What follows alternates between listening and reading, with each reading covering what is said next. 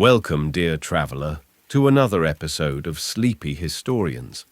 Tonight we embark on a journey not of great battles or roaring castles, but of something far more delicate and intimate, the quiet art of love in the Middle Ages.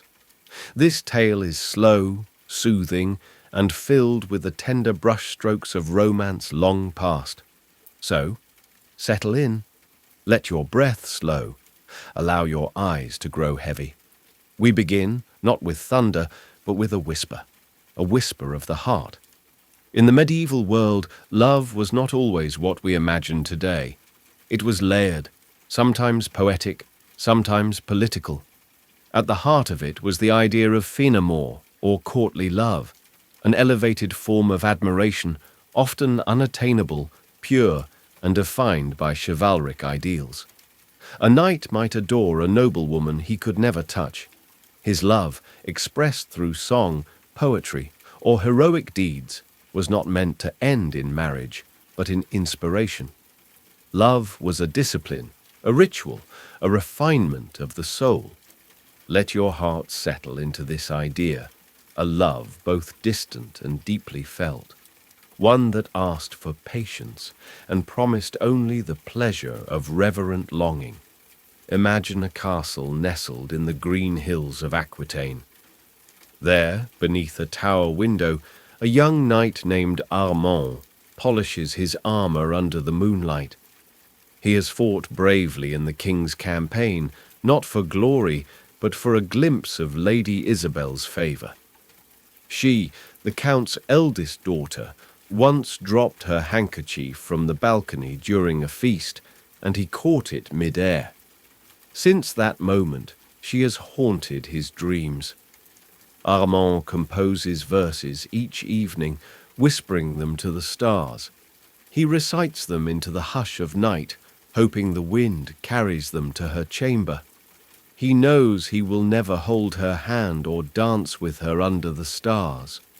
Her path has already been charted by politics and alliances far above his station. But in the privacy of his heart, he is hers entirely. One night, after returning wounded from a border skirmish, he dreams that Lady Isabel walks down the stone path from the tower, her silk gown whispering in the wind. In his vision, she takes his hand, says nothing, but places her handkerchief once more in his palm. When he wakes, the pain of his wound fades slightly, as if her spirit soothed him. Sleep now, letting Armand's whispered verses soothe your mind. Let his devotion become a lullaby, gentle and unbroken. Chivalry was more than gallantry. It was a code, a knight's path in both battle and love.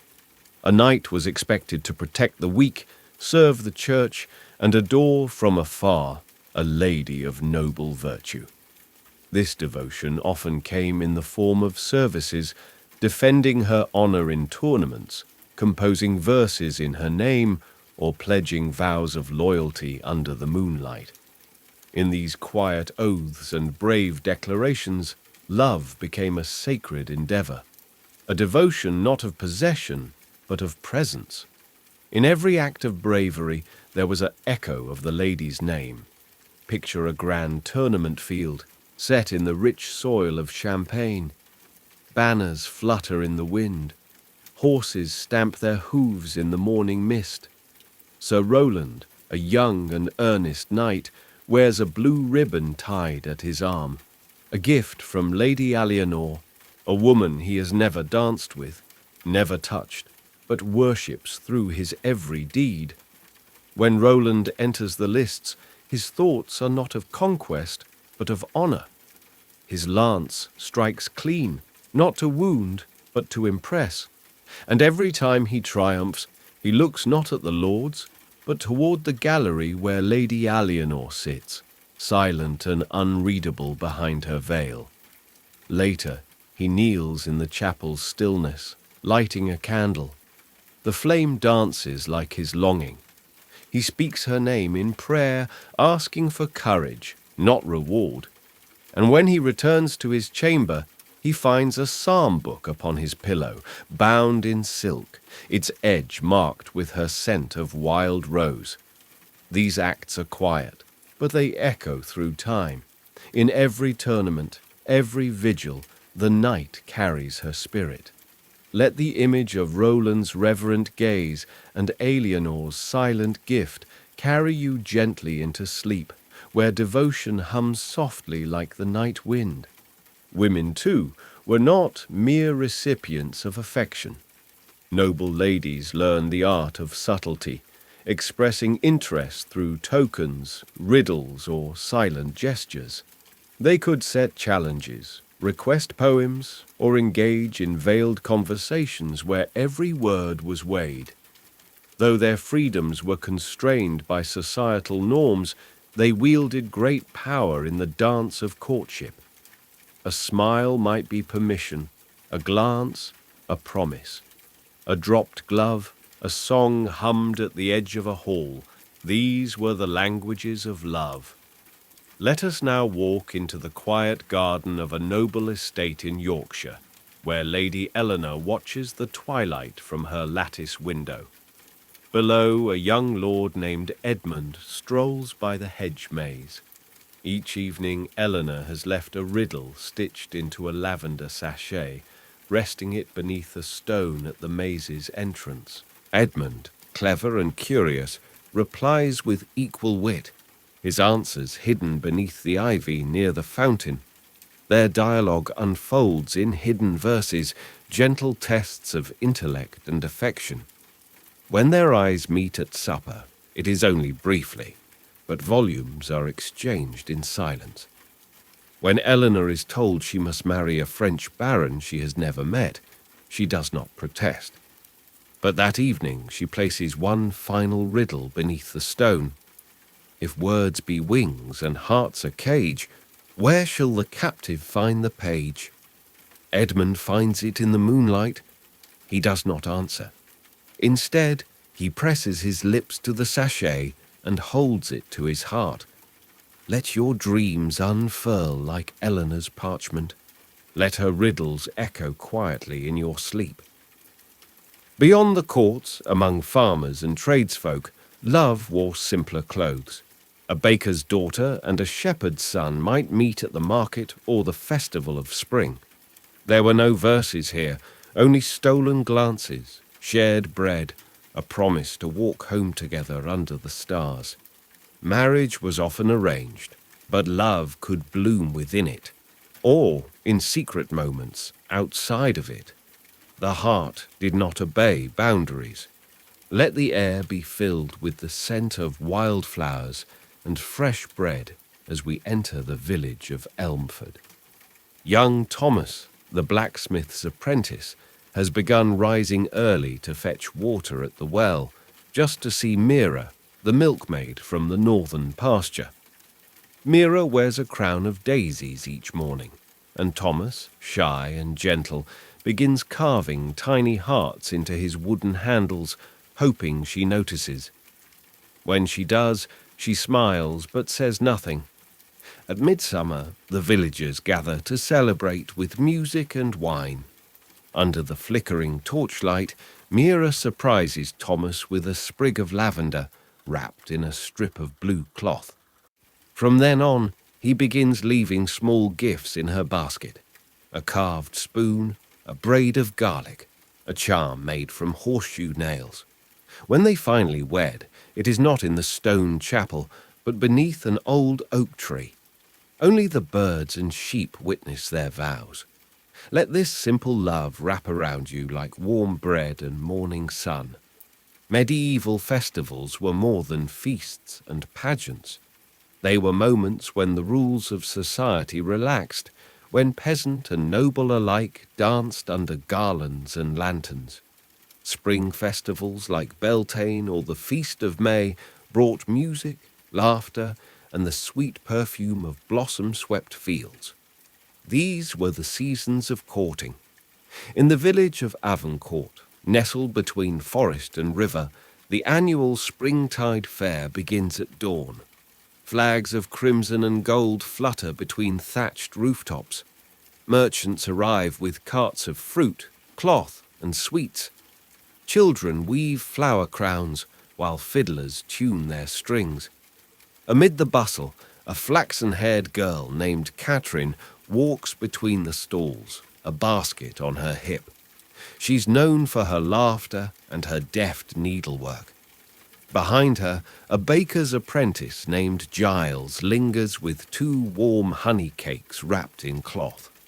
He's been waiting all year for this day. He offers one to her shyly. "For the girl who embroidered the sun into my dreams," he says, quoting a line from a poem she stitched onto a handkerchief he found last summer. Catherine blushes. She takes the honey cake. "Only if you'll dance with me by the lanterns." And so, as evening falls and the fair transforms beneath candlelight and ivy-covered arches, Giles and Catherine dance. Around them, others pair off, young couples twirling in step, eyes locked. Some will part with the season, others will marry before next year's harvest. But for this night, all hearts are light, and every whisper of wind carries the scent of new love. Let the music of the fair lull you to sleep, sweet and lilting, like the memory of a candlelit waltz. In a world before instant messages and phones, love found its way through parchment, wax seals, and patient hands. A letter was not just ink, it was intimacy. It carried scent, weight, and time. Lovers separated by war, duty, or distance bared their souls between delicate lines.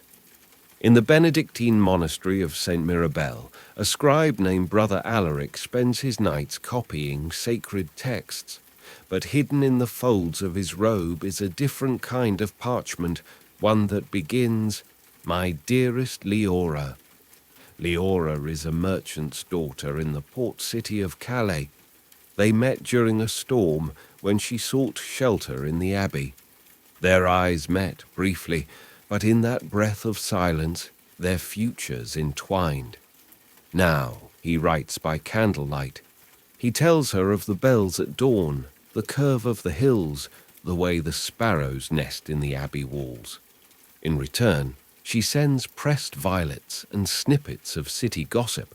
She writes of her cat, of her dreams, and always signs, "Yours in silence and in song." They may never touch. His vows prevent it. But their letters sustain a love that transcends barriers. Each line is a bridge, each word a touch. Let your thoughts drift like parchment upon the wind, gentle, deliberate, eternal. Not all loves were permitted.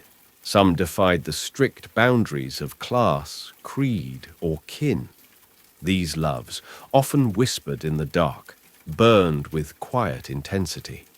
Their danger only deepened their beauty. In the shadow of Durham's cathedral, a lady-in-waiting named Sabina falls for a Moorish musician named Idris, brought to the court as a gift to the prince. Idris plays the oud each evening in the great hall. His melodies are strange and haunting, like desert wind over stone. Sabina, drawn to his sorrowful eyes and careful smile, finds excuses to linger after his performances. A forgotten handkerchief, a question about a tune, a smile exchanged like contraband. When her lady finds out, Sabina is sent away, back to her family's estate. She's told to forget, to behave, to marry a local squire. On her final night in the castle, she steals into the music chamber. There, Idris waits. He says nothing. He simply plays, one final piece, composed for her. She weeps silently as the song fills the chamber. No touch, no kiss, only music. Years later, Sabina will hear a street performer in Venice echo the melody. She will close her eyes and remember. May your sleep be filled with songs unspoken and loves that outlast memory. Marriage, for many, was not about romance. It was duty, arranged, negotiated, signed. But within the stone walls of marital chambers, True connection could blossom, slowly and delicately, like ivy on stone. In a keep near the Rhine, Lady Brigitte is wed to Lord Merton, a man she has spoken to only twice before their vows. On their wedding night, she trembles, not with fear, but uncertainty. Merton is quiet. He does not demand.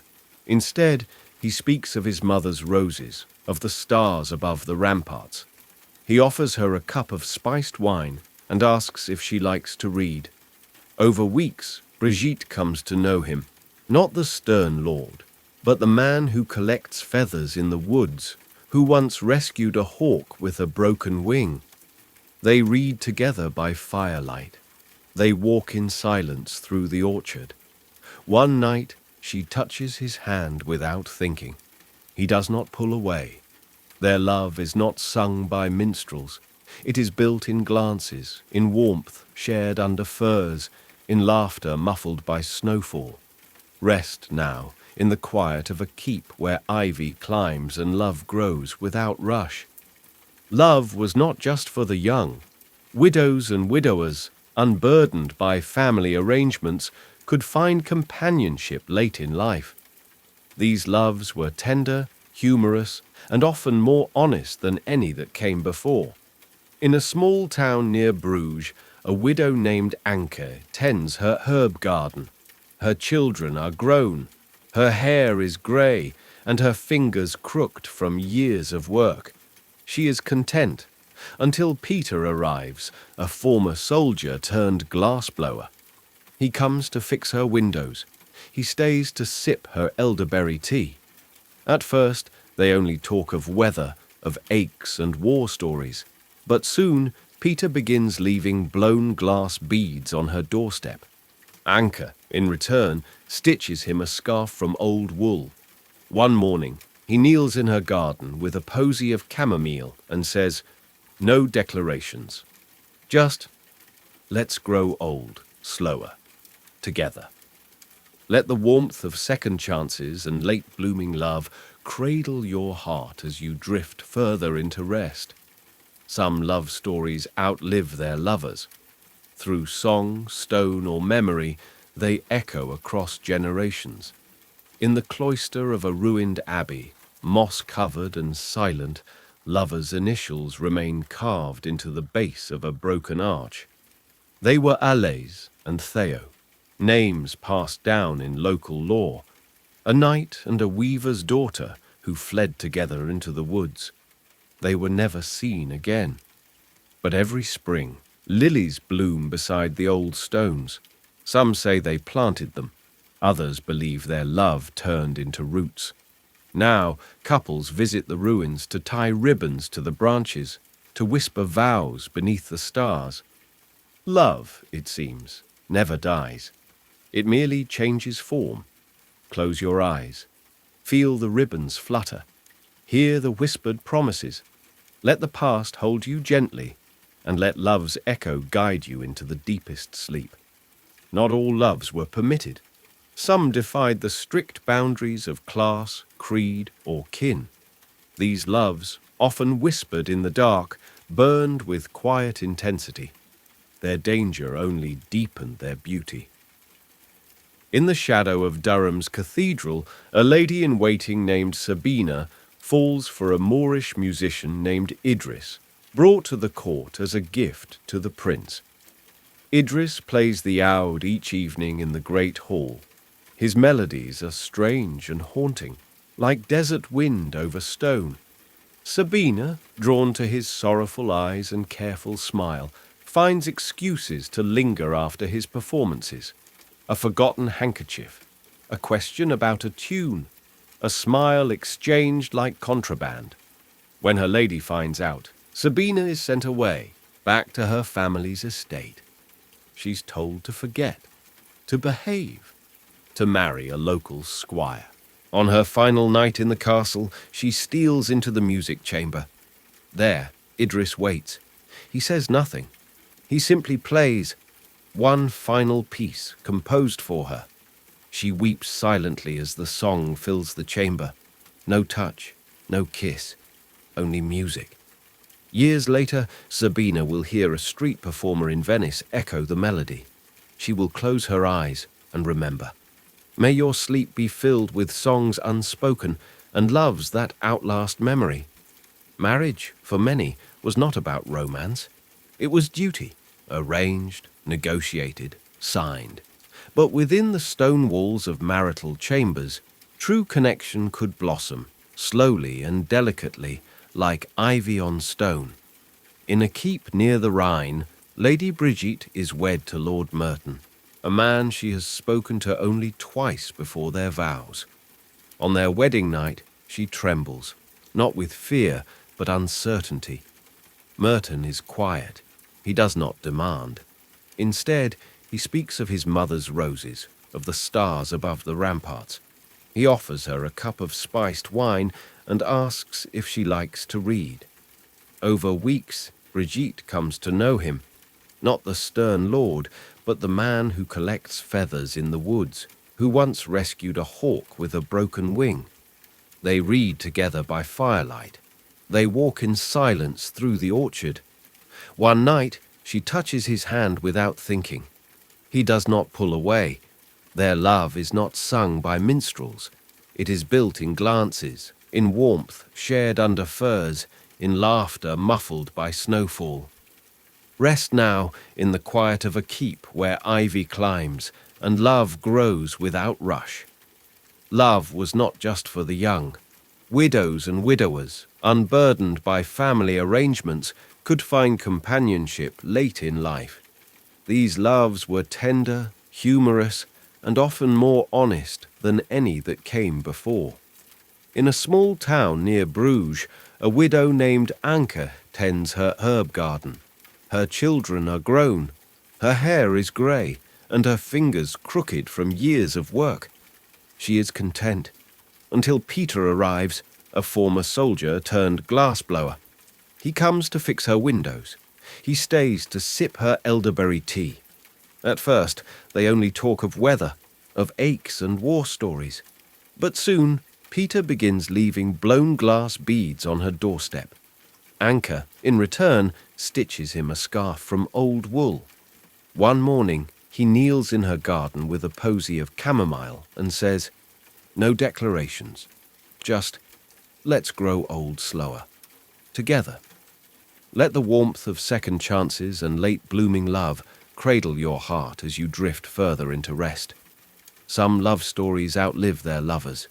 Through song, stone, or memory, they echo across generations. In the cloister of a ruined abbey, moss-covered and silent, lovers' initials remain carved into the base of a broken arch. They were Allais and Theo, names passed down in local lore.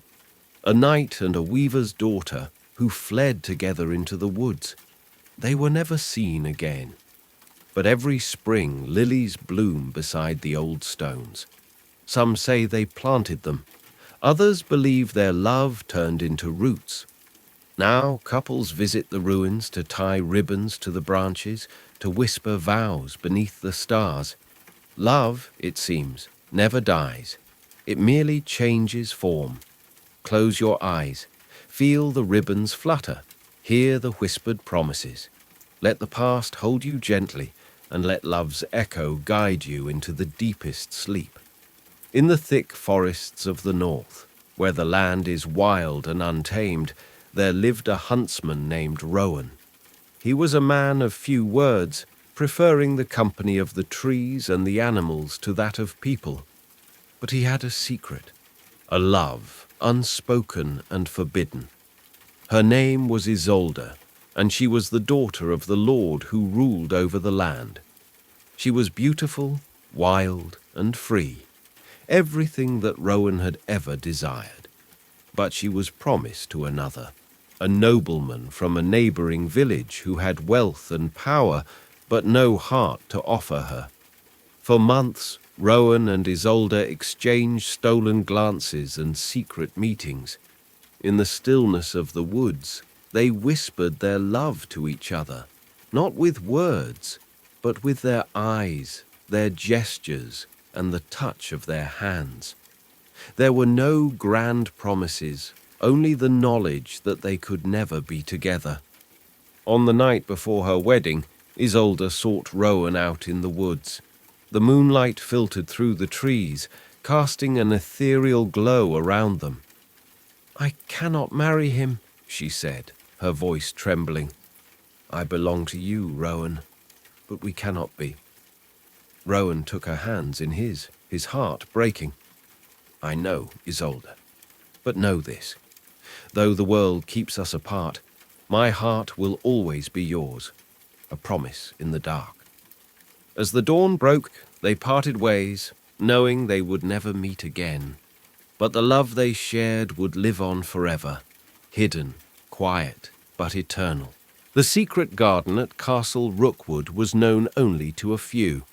Tucked behind high stone walls, hidden from the eyes of the court, it was a place where love could bloom without fear.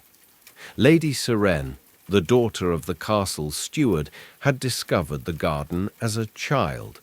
It was her refuge, the one place where she could escape the demands of her duties and the expectations of her family.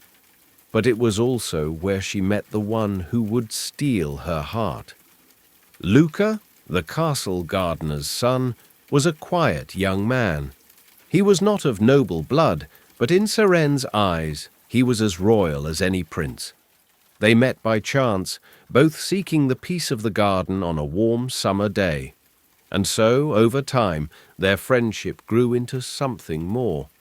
At first, their love was a whispered secret, a bond shared only between the flowers and the breeze. They would meet in the garden, hands brushing as they tended to the plants, speaking of dreams and hopes for the future. But as Sirene's wedding day drew near, arranged by her family, as most noble marriages were, the weight of her duty hung heavy on her heart. She could not marry a man she did not love, but she also knew the consequences of defying her family's wishes. On the eve of her wedding, Sirene slipped away from the castle, seeking solace in the garden where Luca awaited. There, beneath the canopy of ivy, she whispered her final goodbye. "I cannot marry him, Luca," she said, tears falling. "I cannot live a life without you." Luca took her hands and kissed them softly. "Then run away with me, Sirene. We can make our own future." But Sirene shook her head, her heart torn. "I cannot. I am bound to my family, to my duty." And so, with a heavy heart, they parted ways. Sirene kept the memory of their secret garden alive in her heart forever, a place where love had bloomed and where she had known true happiness. In a small village on the edge of the kingdom, there lived a healer named Elisande. She was known for her skill with herbs and potions, but she was also known for her kindness. Her heart was as tender as the flowers she grew, and she had never been in love, until one day when a traveller arrived at her door. His name was Cedric, a knight weary from battle. His armor was dented and scratched, his face etched with the marks of a hard life. But his eyes, the way they softened when they looked at her, made Elisande's heart skip a beat. Over time, Cedric returned to her cottage, seeking remedies for his wounds. And as the seasons changed, so did their relationship. What started as simple gratitude became something deeper. Cedric would stay longer each time, sitting by the fire as Elisande tended to his wounds, speaking of his travels and sharing his dreams. One evening, as the firelight flickered, Cedric turned to her. "Elisande," he said softly, "I've come to realize that I have found something far more valuable than gold or land in this life. I have found peace, and I have found it in your company." Elisande smiled, her heart full. "And I have found more than just a knight. I have found someone who will stand by me, no matter where the road leads."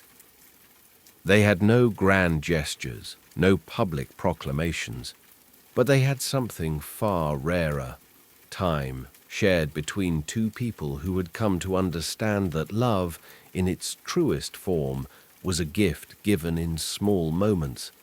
A vow made in silence can be as powerful as one spoken aloud. At the foot of a mountain, in a small chapel hidden among the trees, two souls made a vow. A lady named Elowen and a wandering knight, known only as the Black Rider, had met by chance. A brief encounter, a shared glance, and an unspoken promise. They spoke little. They shared no promises of forever, but every action they took, every quiet moment they shared, was a vow in itself. As the days passed, they found themselves drawn together by something deeper than mere attraction. One night, beneath a sky full of stars, Elowen placed her hand upon the knight's chest. "No words," she whispered, "just this." And the knight, ever silent, nodded. Their bond was one forged without words, without the need for confirmation. It was a vow kept in their hearts, and that was enough. Not every love was destined for a grand tale. Sometimes it existed in the quiet spaces between words, like the love between Rena, a poetess, and Aldrich, a scholar.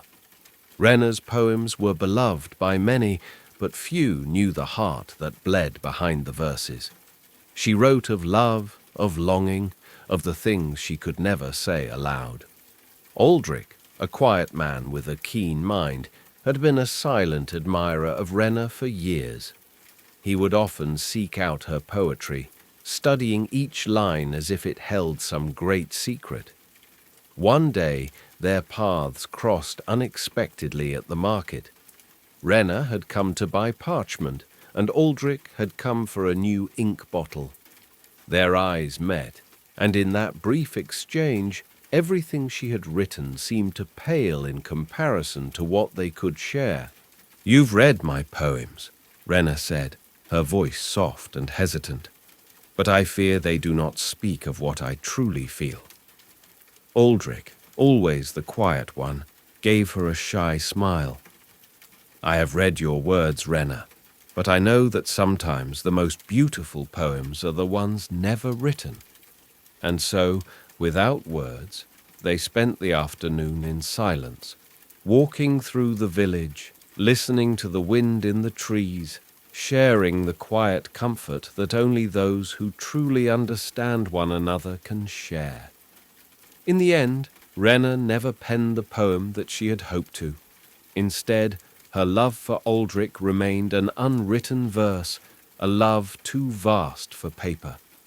The crisp air of autumn brought with it a chill, but it also brought the promise of change.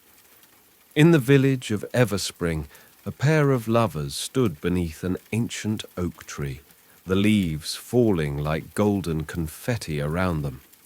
Marguerite, a young woman with fiery red hair, had fallen for Richard, a knight who had recently returned from the war. Their love had blossomed quickly, fueled by the passion of youth and the joy of reuniting after a long separation. But now, as the seasons changed, so did their relationship. Richard had been offered a position at the king's court, a high honor, but one that would take him far from Marguerite. The decision weighed heavily on him, for he did not want to leave her, but he also did not want to abandon the duty he had sworn to fulfill.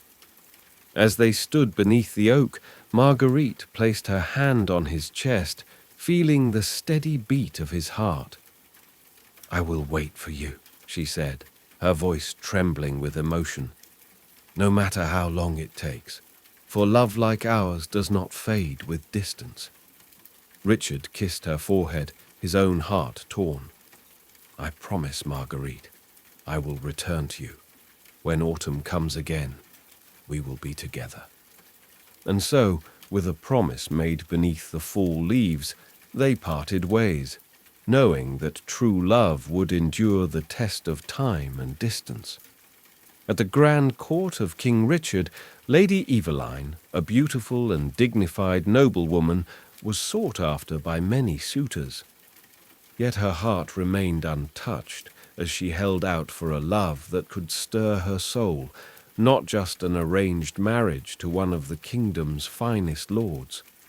Her heart, though guarded, was drawn to one man, Sir Thomas, a knight whose loyalty to the king was unmatched. They had known each other for years, having grown up in the same court. But their relationship had always been one of politeness and respect, with no hint of romance.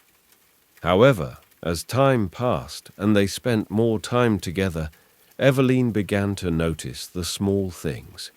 The way Thomas's eyes lingered on her when he thought she wasn't looking. The quiet smiles they exchanged when no one else was around. There was a tenderness in his gaze that spoke volumes. One day, as the court gathered in the gardens for a feast, Sir Thomas approached Eveline. Without a word, he extended his hand, a silent invitation to dance. As they twirled beneath the moonlit sky, their hands brushed, sending a jolt of electricity through Eveline's heart. She had never felt so alive, so seen.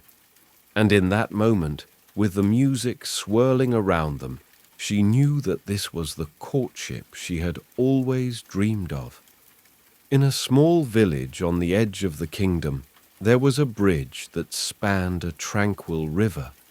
It was a place where lovers often met, where promises were made, and where hearts were tested. It was here that Alina, the daughter of the blacksmith, met Geoffrey, a young man who had recently returned from fighting in the Crusades. Their meeting had been unexpected, a chance encounter while crossing the bridge one evening. But from the moment their eyes met, something changed. Geoffrey, battle-worn but still handsome, found himself drawn to Alina's quiet strength. She was a woman who had known hardship, yet still carried a light in her eyes. One evening, as they walked together beneath the stars, Geoffrey spoke of the battles he had fought, of the horrors he had seen. But Alina, ever the healer, offered him a different perspective, one of peace, of love, and of the simple beauty of life. "You see," she said, "sometimes the greatest battle is not fought with swords, but with the heart."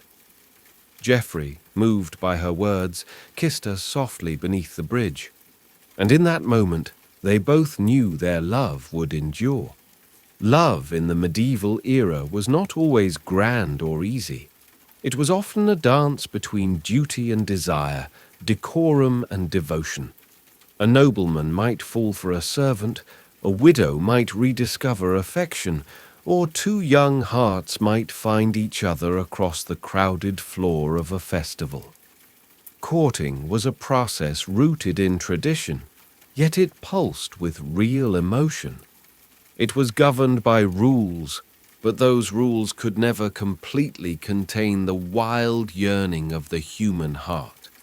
In the spring, when flowers returned and the frost gave way to green, young lovers ventured out beneath the blossoming trees. Villages came alive with music and color during May Day festivals and Beltane celebrations. Garlands were worn, ribbons were tied around poles, and for one golden day, social boundaries seemed to soften. A baker's daughter might lock eyes with a blacksmith's apprentice. A noble lady might find her gaze lingering on a knight who had danced with her only once. These were the moments when love began, not with thunder, but with a whisper. Courtship often involved ritual and formality. A suitor might compose poetry, verse carefully penned by candlelight and delivered with trembling hands. Gifts were exchanged, handkerchiefs embroidered with secret meanings, or tokens like feathers, beads, or pressed flowers. Even the smallest favor, a smile, a glance, the touch of a hand, could carry the weight of 1,000 words. In grand halls, minstrels sang ballads of forbidden love and legendary fidelity. Their songs, often drawn from real events, told of lovers separated by war, by class, or by cruel fate. The tale of Tristan and Isolde, for example, echoed through castle corridors, cautioning and inspiring in equal measure. Yet even without potions or curses, real lovers face their own trials.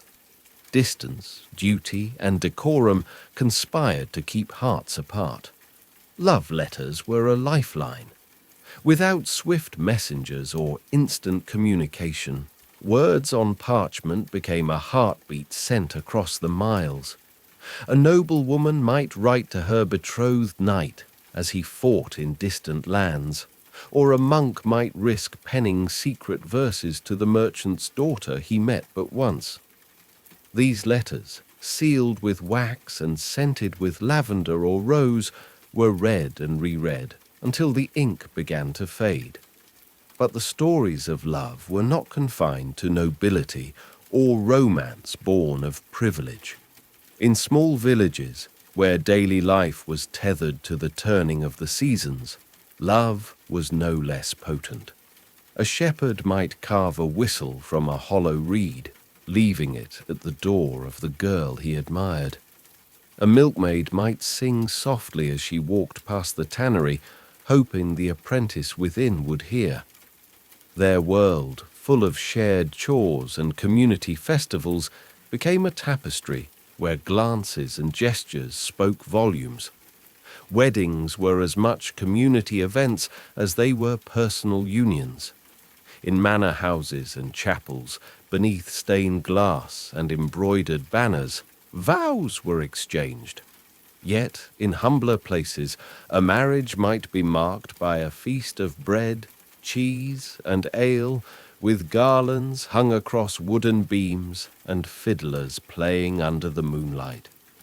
There was joy, there was laughter, and often, in between the clamour of celebration, the quiet touch of hands that had waited long to be joined. In monasteries and convents, love took other forms. Monks and nuns, committed to lives of devotion, sometimes found themselves caught in tender affections that could not be acted upon. There are tales, written in margins and hinted at in letters, of quiet companionships, of hearts that beat silently but steadily for one another.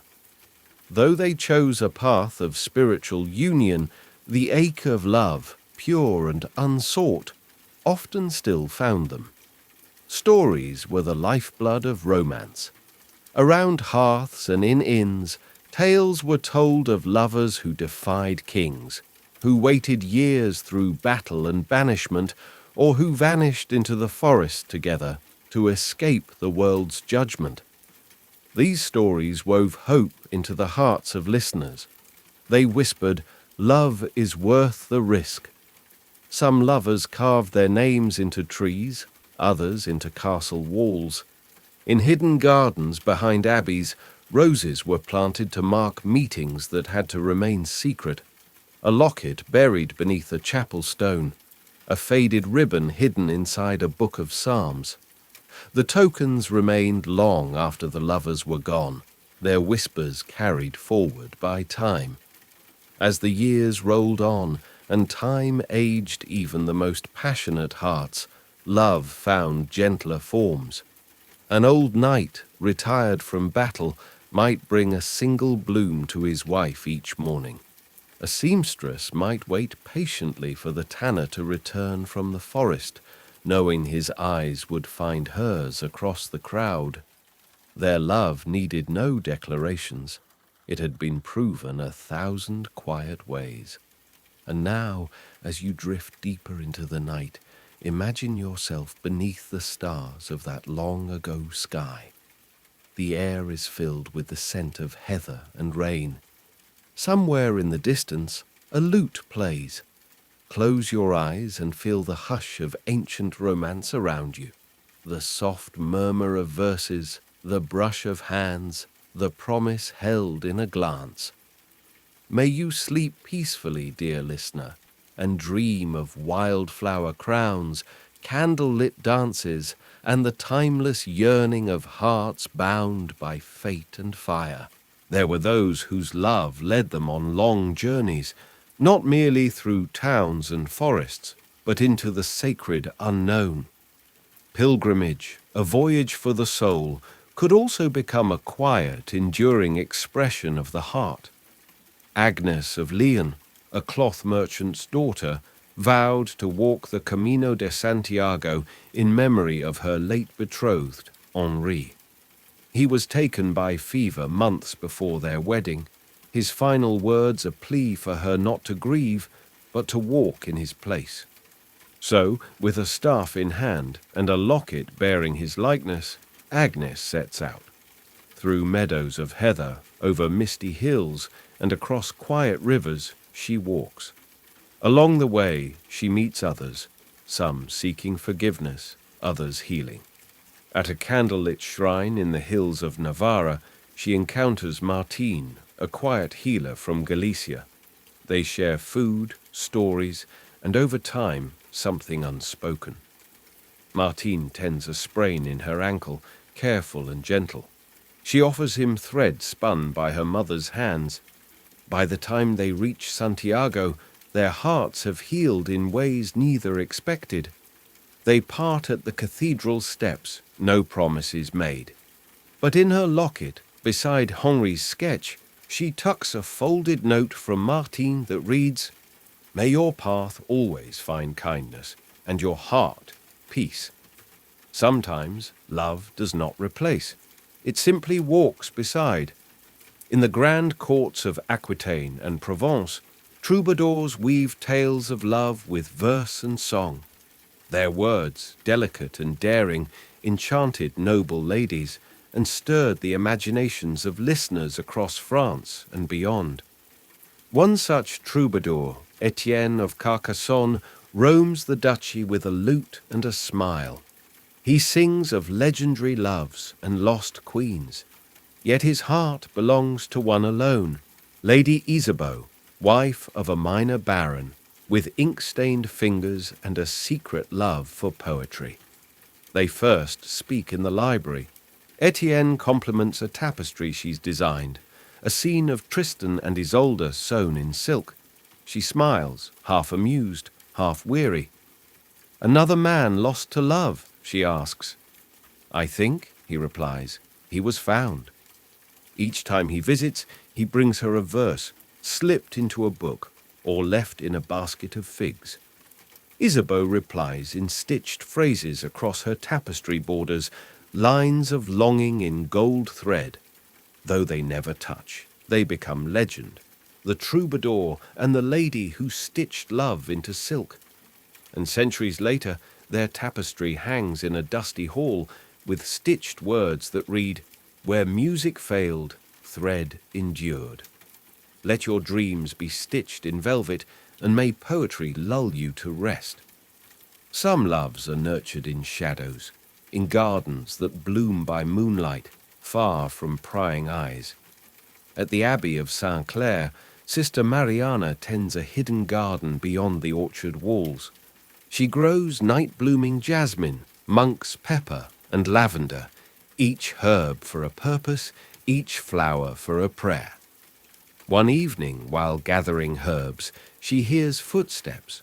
A figure stands at the edge of the garden, Eleanor, the baker's daughter, who brings bread to the abbey. "I didn't mean to intrude," she whispers, holding out a warm loaf. Mariana offers her tea, and together they sit beneath the stars. One night becomes two. Two becomes many. They speak in riddles, touch hands beneath the jasmine, and exchange stories of dreams deferred. They cannot be what the world allows. But in the hush of moonlight, they are whole. When Eleanor must move to another village, she leaves behind a pressed flower and a ring of braided wheat. Mariana continues to tend the garden, and each time the jasmine blooms, she remembers. Even in silence, love can flourish. In the harsh stillness of winter, love feels all the warmer. On the outskirts of a frozen village in Bohemia, a midwife named Johanna lives in a small cottage surrounded by fir trees. She is independent, stern, and known for helping bring countless lives into the world. One snowy evening, a woodsman named Thomas appears at her door. He's been injured hauling timber and cannot make it home through the storm. She lets him in, begrudgingly, and tends his wounds. They pass the long night in quiet conversation. Thomas speaks of pine groves, of wolves howling in the distance. Johanna shares tales of birth and snowstorms and laughter. He stays through Yule, helping repair her fence, carrying wood. One night, they sit before the hearth and speak no words, only the sound of flames and soft breathing. By spring, Thomas has built a second chair for the table and a shelf for Johanna's herbs. There is no proposal, no grand vow, only the unspoken certainty of presence. Let the hush of falling snow and the glow of shared fires warm your dreams. Let us drift now, deeper into the candle-lit chambers and shaded groves of medieval life, where stories bloom like roses along a crumbling stone wall. Imagine a young woman named Allée, the daughter of a beekeeper in a quiet village tucked between the dense forests of Aquitaine. Every morning, she walked the dirt path lined with honeysuckle to deliver wax and honey to the monastery. There, Brother Thomas, a quiet man with storm-grey eyes and calloused hands from hours copying manuscripts, would greet her. Their words were few, always spoken in the soft hush of the scriptorium. But over time, their shared silences grew heavier with meaning. Allée would linger just a breath longer, her fingers brushing the edge of his palm as she passed a jar. And Thomas, bound by vows, but no less human, began to include lines of poetry in the margins of his copies, tiny verses, unseen by all but her, carefully coded in Latin. Their love never spoke its name.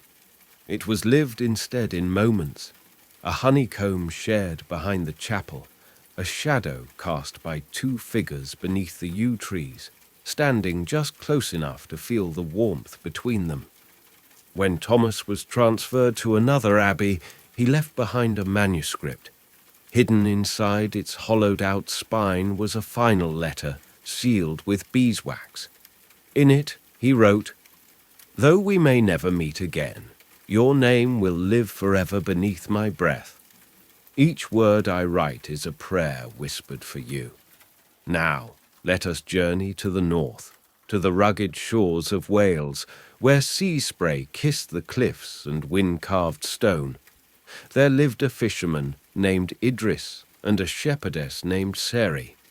Their homes were separated by miles of steep, rocky terrain. But each week, on the seventh day, Idris would cast his nets before dawn, then climb the cliffs with a single mackerel wrapped in seaweed. He would place it on a flat stone near the edge of the grazing fields, and in return, Seri would leave a bundle of wool, twisted and dyed the colour of heather. Their gifts were practical, born of need, but became tokens of affection. One winter, a terrible storm raged. The ocean swallowed nets, and the hills froze solid. Still, Idris climbed the cliffs, slipping and bleeding, only to find the rock bare. And yet, nestled in the hollow of the stone, a small piece of parchment waited, protected beneath a shard of slate. On it, the words, "Though storms rage and sheep scatter, my thoughts remain tethered to you." And in the castles, those grand keeps of stone and ceremony, romance took its own winding course. In Brittany, a widowed countess named Isabel ruled with gentle strength. She had married at 16, buried her husband by 22, and now presided over her lands with quiet grace. She had no desire to remarry, until a visiting poet named Etienne arrived with a harp slung over his shoulder and verses like wine. He sang not of her beauty, but of her mind, of how she governed her lands, of the way her voice carried over the hall, clear and steady. He remained for a season, composing songs of her kindness, her justice, her laughter. At first, the court whispered of scandal, of impropriety, but Isabel paid them no mind. She and Etienne spoke by firelight, walked through frost-kissed gardens, read from worn scrolls together. When he departed in the spring, he left behind only one song, hidden beneath her pillow, scribbled on vellum. To love a queen is not to reign, but to serve the kingdom of her gaze. Their romance never culminated in marriage or scandal. Isabel ruled alone for many more years, but each winter she hosted a festival of song where poets and bards gathered to perform under her patronage. And each time, one chair remained empty at her side. In the cities, romance twined itself through narrow alleys and candle-lit workshops. Among the cobbled streets of Prague, a silversmith's apprentice named Marek fell hopelessly in love with the daughter of a spice merchant, Lena. Forbidden by class and occupation, their love grew in secrecy.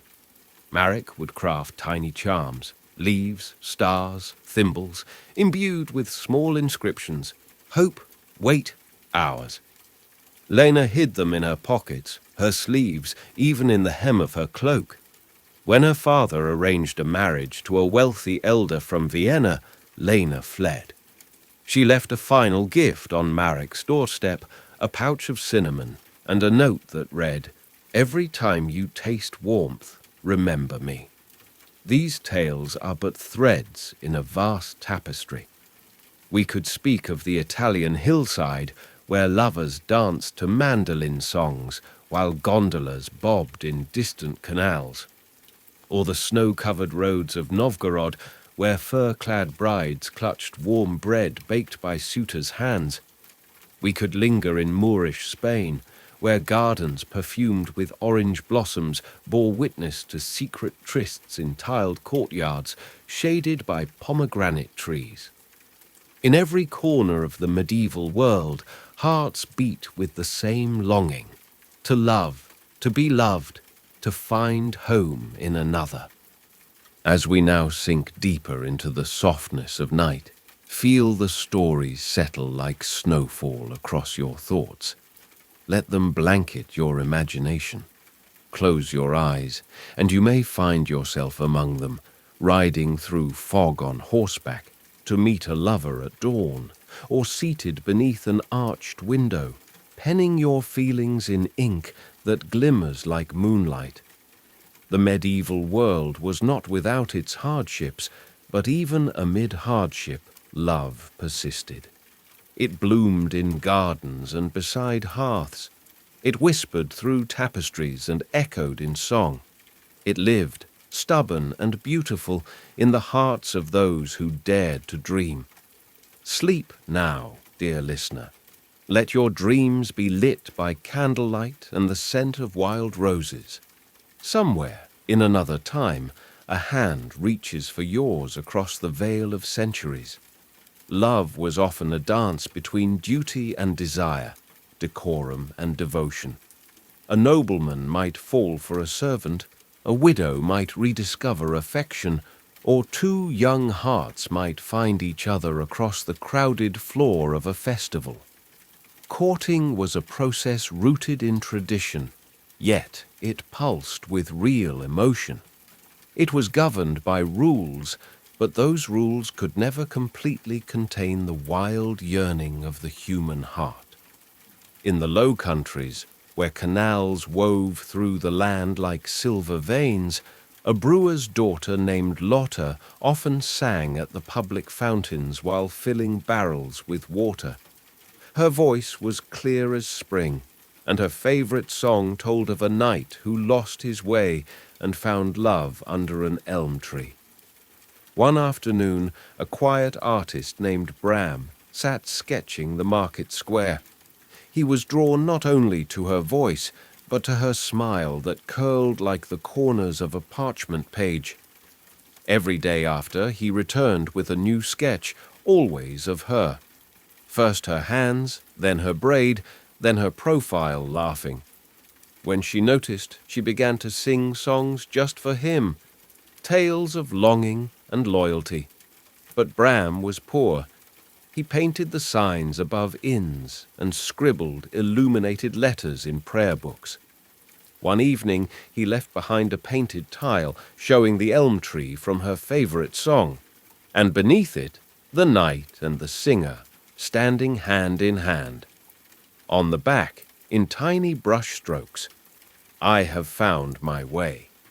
They never married, for Lotta was promised to a baker's son.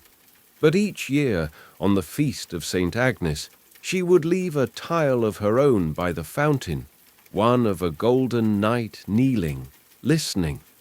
In the vast plains of Hungary, amidst wide fields of wheat and poppies, a noblewoman named Catelyn ran her estate after her husband was lost to the southern wars. She wore mourning black, but rode her steed like a warrior. One summer, a Saracen scholar named Sami was brought to her estate, wounded and half-starved. He had been captured, but Catelyn insisted he be treated with dignity. She spoke Latin. He did too. They began to talk. By the fire, he recited verses of Persian love poetry, and she taught him the rhythms of Magyar ballads. They wrote a book together, translated back and forth. In secret pages of the manuscript, they scribbled notes, some poems, some dreams, some confessions. When Sami recovered, he was sent away as part of a peace exchange. Years later, a chest arrived at Catelyn's gate. Inside, a copy of their manuscript, bound in dark leather and edged with gold. And tucked within the final page, a pressed poppy. In a port town along the coast of Sicily, where lemon trees tangled with salt air and bells rang out from whitewashed towers, a young woman named Rosa worked in her father's apothecary. One day a sailor came in, limping from a fall. He was dark-eyed, sun-worn, and spoke little Italian. His name was Nico, and he carried a pendant shaped like a fishhook. Rosa treated his leg and gave him herbs for pain. Over weeks, he returned often, for ointments, for tinctures, but mostly for her stories. She told him of her dreams to travel, of the myths she'd read, Circe, Odysseus, the sirens. Nico smiled but said little. Then one morning, he did not come. Days passed, then weeks. One dawn, Rosa found a parcel by the door. Inside was a painted shell and a short letter, in rough but careful script. Sailors do not speak well, but they listen. If you still dream, look east. Years later, she boarded a ship bound for Alexandria. In her cloak pocket, she carried the shell. In the snowy reaches of Norway, where the wind howled like wolves and candles burned deep into the morning, a shepherd boy named Leif once rescued a nobleman's falcon caught in a bramble. He took it home, cared for its wounds, and released it once it could fly. The next week, a carriage arrived at the village with a note. Lady Astrid, daughter of the local Jarl, wished to meet the boy who had saved her bird. Leif came in simple wool, cheeks red with cold and awe. Astrid was curious, amused, and unexpectedly enchanted. He knew the names of stars. She knew the stories behind them. She invited him to the manor library. They read by firelight. As spring melted snow into bloom, their affection deepened, but it was not meant to last. When Leif was conscripted into naval service, Astrid gave him a page from their shared favorite book, folded into the shape of a bird. He wore it in a pouch by his heart. They never met again, but in the archives of her manor, that same book is kept open to the page with the missing corner. In Moorish Spain, under the warm sun of Córdoba, a Christian calligrapher named Elena fell in love with a Muslim astronomer named Yusuf. They met under scholarly pretenses. She translated Latin texts, he mapped the heavens. Their fingers brushed while turning pages, and slowly their meetings grew longer. Yusuf taught her to write her name in Arabic. She taught him to recite lines from Virgil. One night during a lunar eclipse, they stood on a tower together, cloaked and trembling. He whispered, "The stars are not so far when you are near." But interfaith love in their world was dangerous, and so, when Yusuf departed for Granada, he left behind a brass astrolabe. Etched around its edge, in both their languages, we read the sky together. These stories, of longing exchanged in glances, of love that crossed borders, of affections that defied language, are the heartbeat of the medieval world. Not every tale ends with a kiss or a wedding. Some end in memory, in dreams, in the faintest trace of perfume lingering on parchment. So as the stars rise and your breath slows, know this. Somewhere, in a quieter world of stone and candlelight, two souls pause in a courtyard. One recites a poem, the other listens, and between them, in the hush of night, a story is born. Sleep well, dear listener, and may your heart find warmth even in dreams. As we move deeper into the candlelit chambers of medieval love, we leave behind the earlier tales of noble flirtations and the folklores of enchanted forests. Now, let us wander into quieter corners of history, where real hearts beat beneath layers of linen and velvet, sometimes hidden behind convent walls, and other times spilling over in the verses of clandestine poetry. Let us begin in the kingdom of Castile, where a peculiar tradition once blossomed, one that speaks to the tension between passion and piety. In the 12th century, it became somewhat customary for noble suitors to confess their love not to their beloved, but to the abbess of a local convent.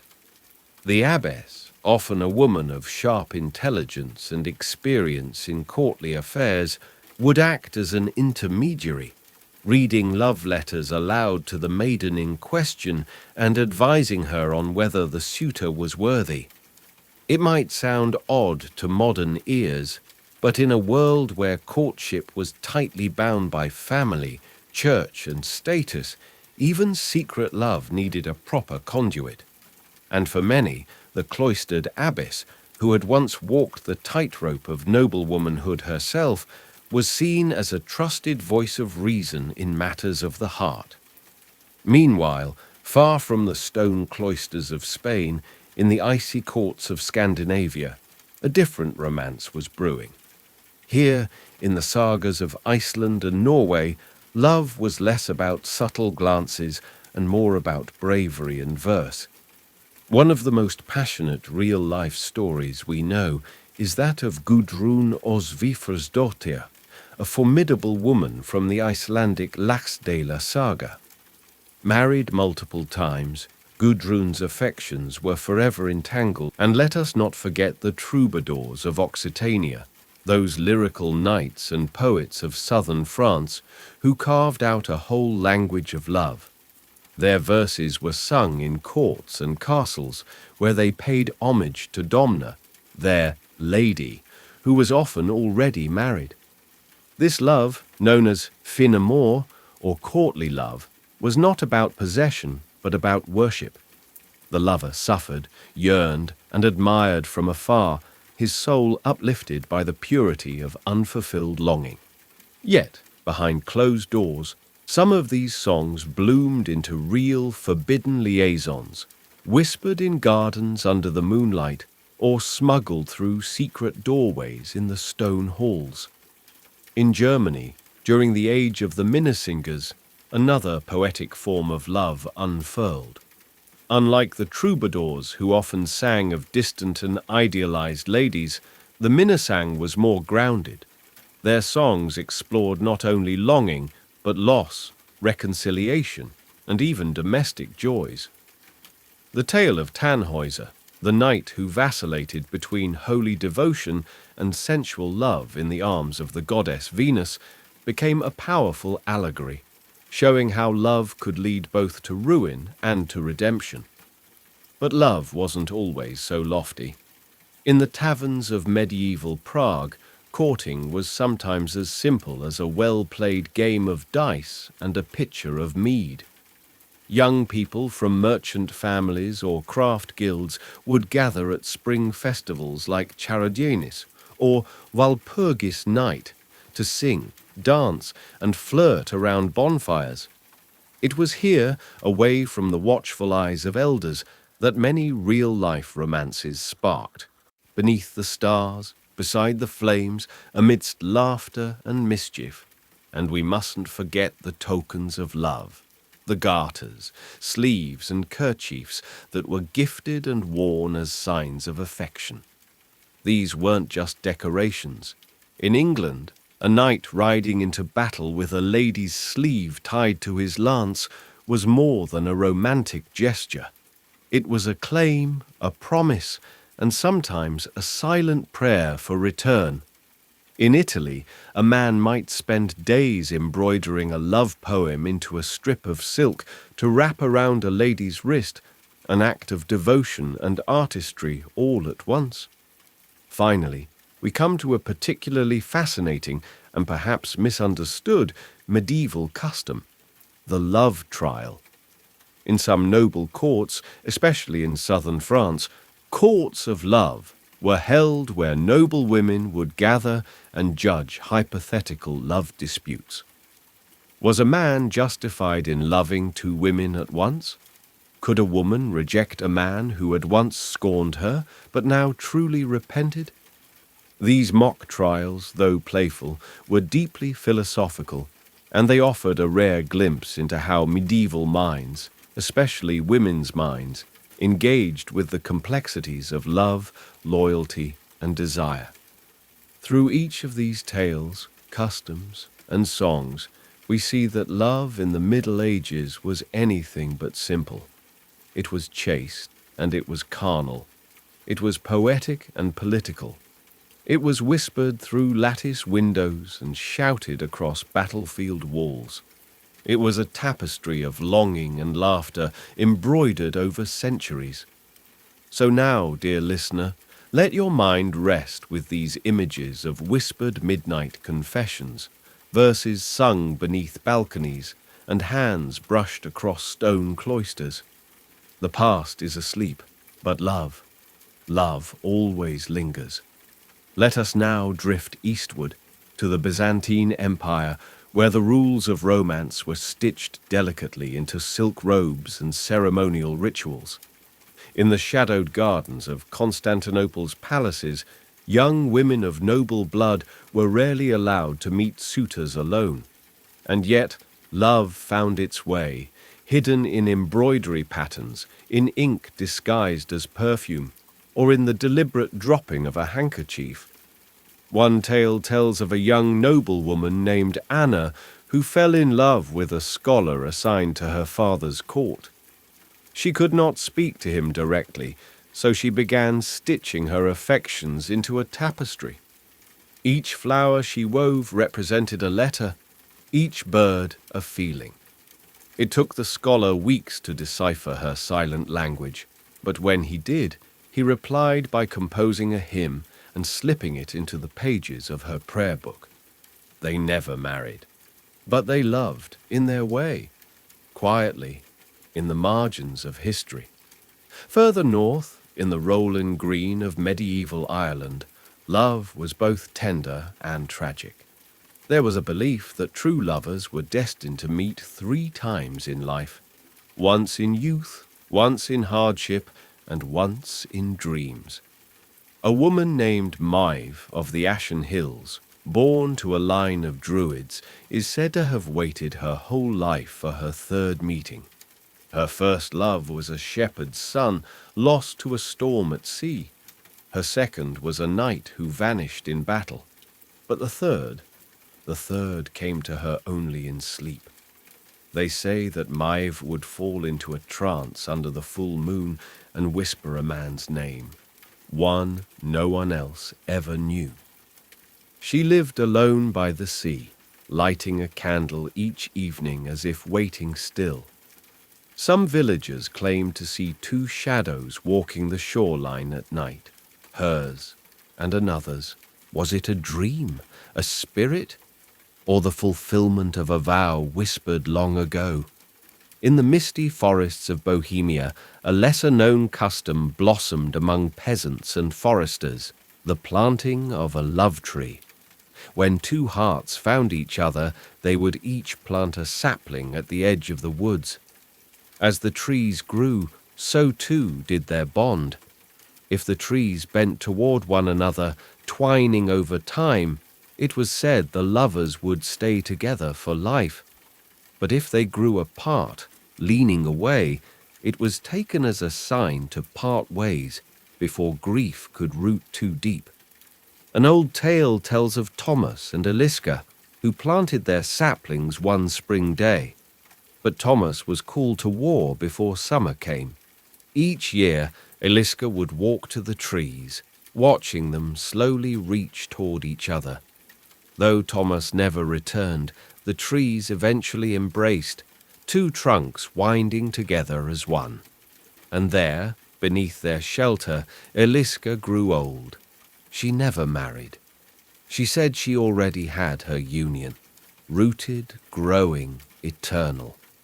In the stillness of the alpine valleys, where winters were long and nights even longer, stories were told by firelight about the snow brides, spirits of young women who had died waiting for lovers to return through the mountain passes. But not all such stories ended in sorrow. One speaks of a young man named Lucas who left his village to earn his fortune. Before leaving, he carved a figure of his beloved Brigitte into the trunk of a pine tree above the town. Each year, she would climb the mountain and whisper her hopes to the carving. Decades passed. One morning, under heavy snow, a traveller arrived at the inn. His beard was white, his eyes sharp as ever. He asked for Brigitte by name. She, now a widow, greeted him with trembling hands. Lucas had returned, and together they walked up the mountain where his carving still stood. It is said the tree wept sap that day, warmed by their reunion. Back in medieval Burgundy, there lived a reclusive herbalist named Johanna, known for her skill with healing potions and love charms.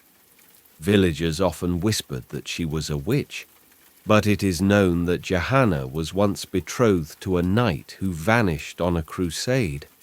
She waited for him each day with a candle lit in her cottage window.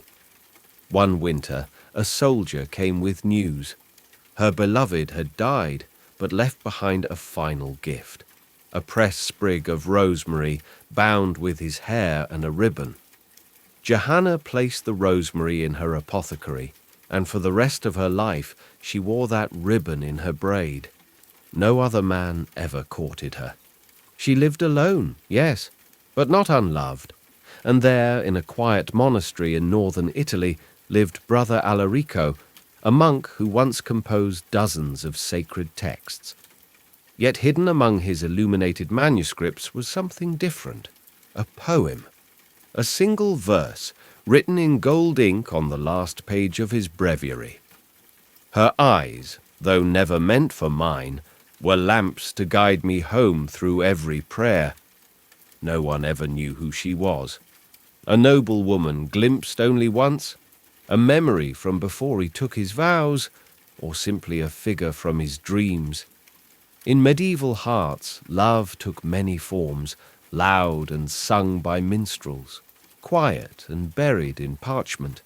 It could live in tapestries, in trees, in perfume bottles, in dreams and in prayers.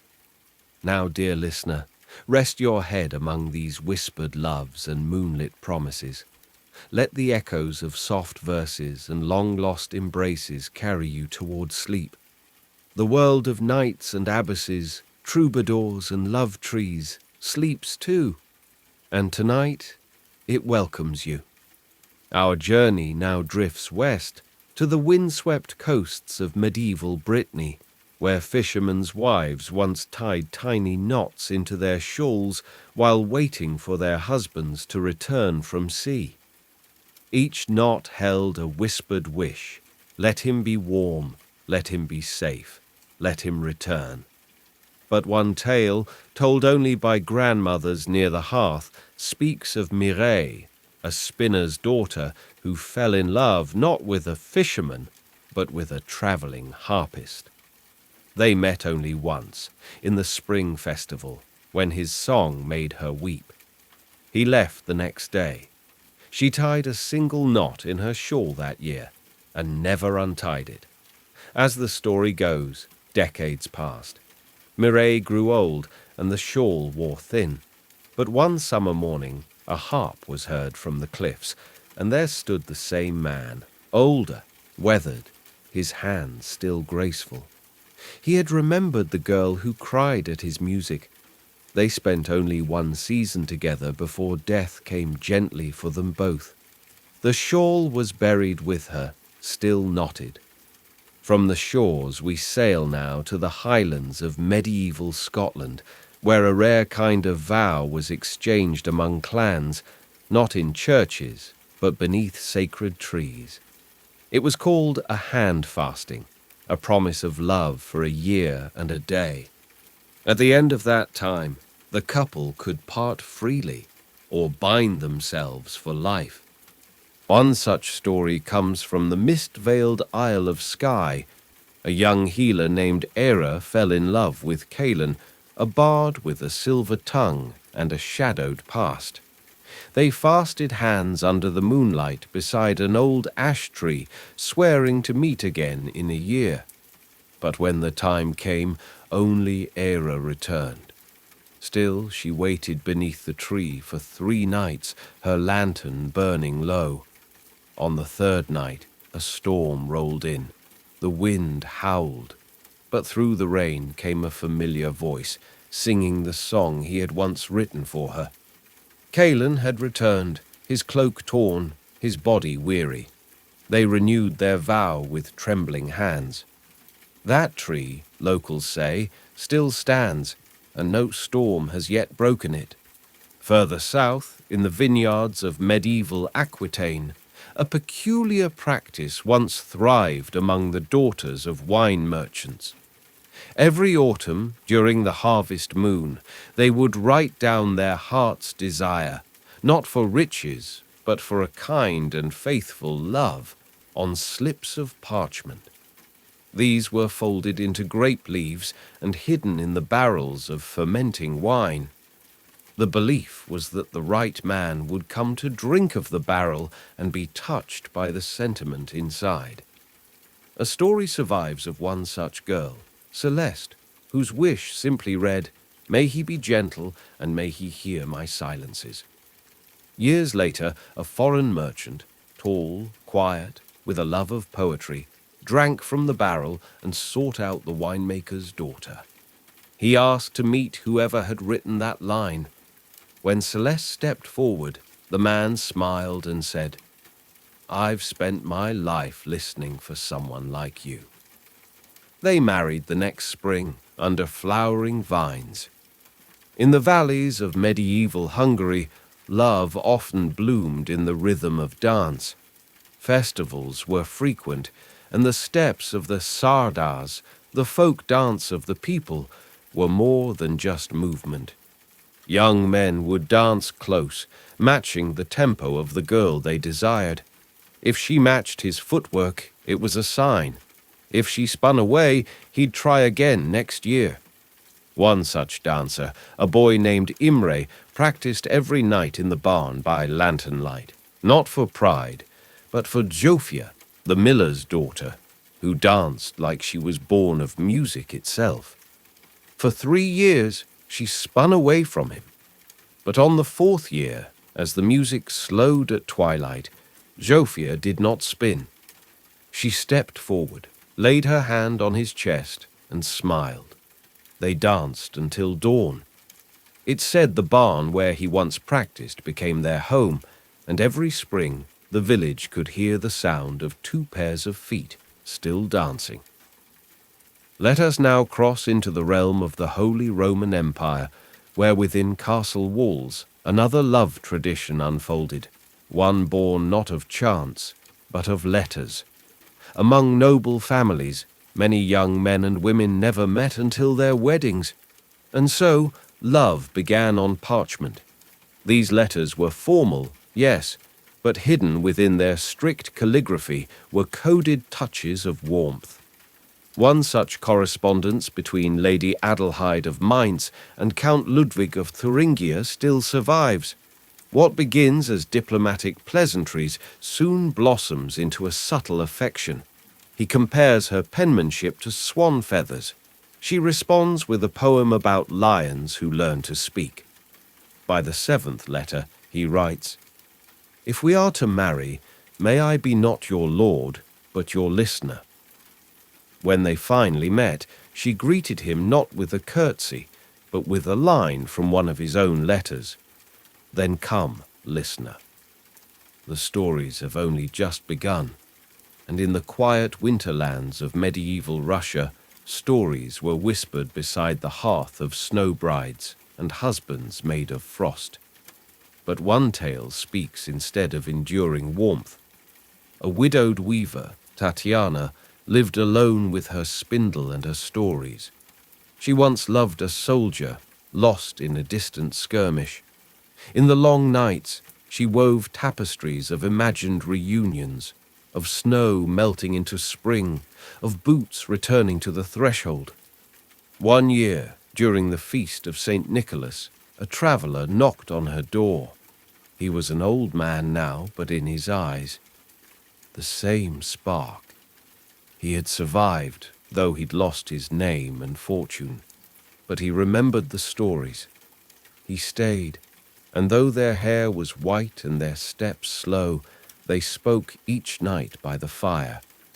The last tapestry she wove showed 2 chairs by a hearth, and that was how the village remembered them. So, as your eyes grow heavy and the candle of your mind burns low, may you carry with you the warmth of these forgotten hearts, the shawls and love trees, the dances and letters, the firelit promises, and the songs carried on wind. Love, in the Middle Ages, was not just in ballads and banners. It was in knots, in glances, in footsteps in snow. It was patience. It was quiet. It was waiting. And sometimes finding.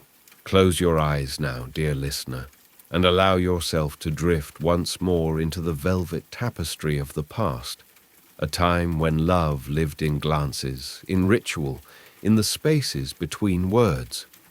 Tonight, we begin beneath the blossoming linden trees of medieval Bavaria, where the noble houses once held moonlit gatherings called Herznächte, nights of the heart. These were not loud affairs, but quiet ones. Beneath canopies of lantern-lit branches, lovers exchanged riddles and tokens, each more secret than the last. The most famous of these stories is that of Matilda von Rothal, daughter of a minor countess with eyes the color of stormy dusk. Matilda was promised to a merchant's son, practical, wealthy, and deeply dull. Yet her heart wandered elsewhere, to a falconer named Killian, whose hands smelled of leather and cedar, and whose voice was rarely heard above a whisper. On the night of the Herznacht, as court musicians played slow dances and perfumed guests sipped honeyed wine, Matilda excused herself from her fiancé and slipped into the grove.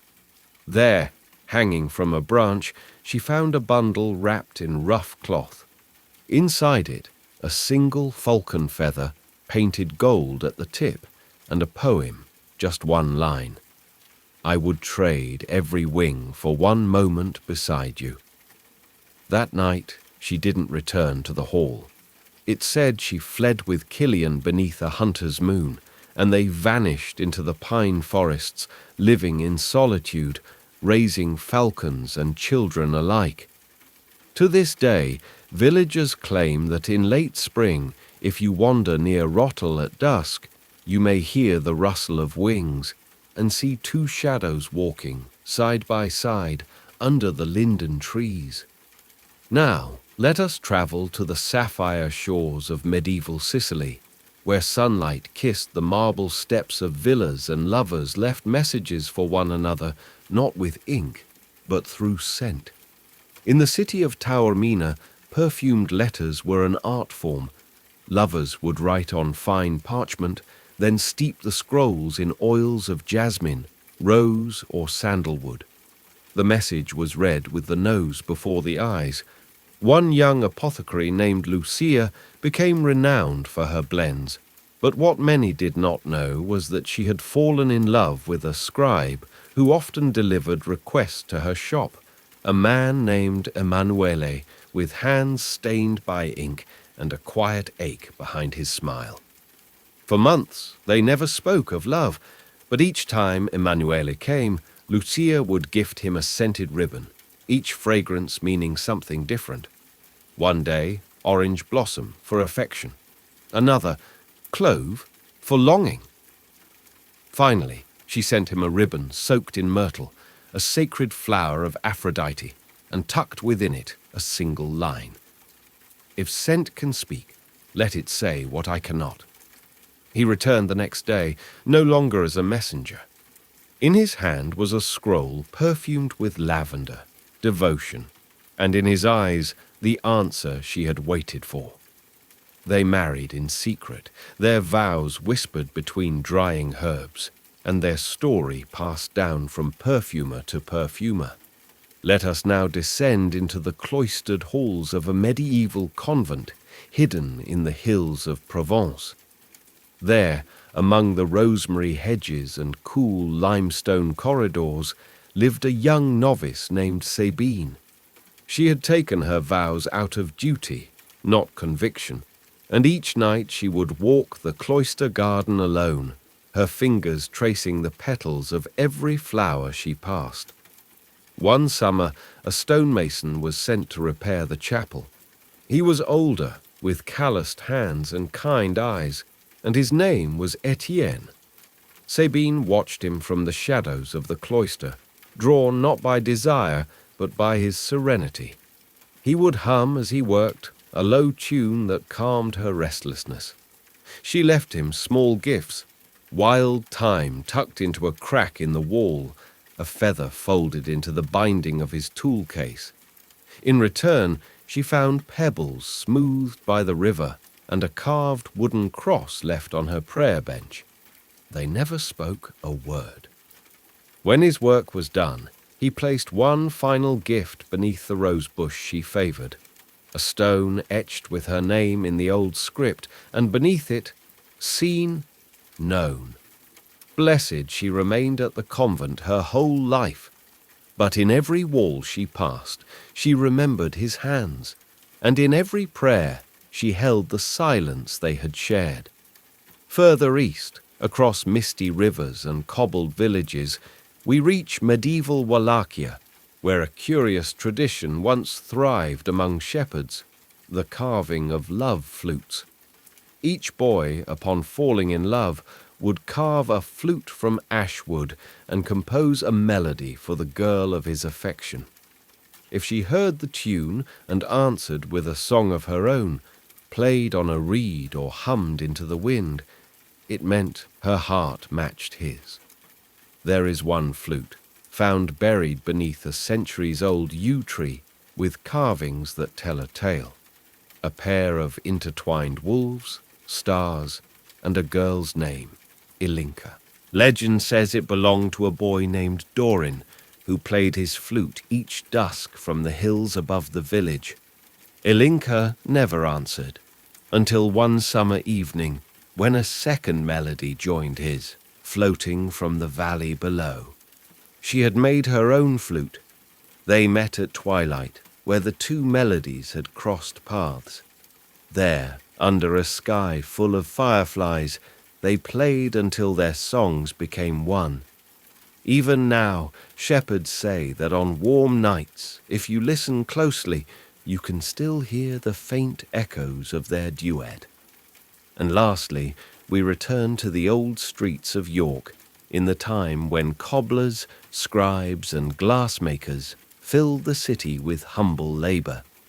Amidst them lived a young glazier named Edwin, who repaired church windows and often crafted small coloured panes for the market stalls. One winter, he began leaving tiny glass hearts on a particular windowsill, red, gold, and sapphire blue.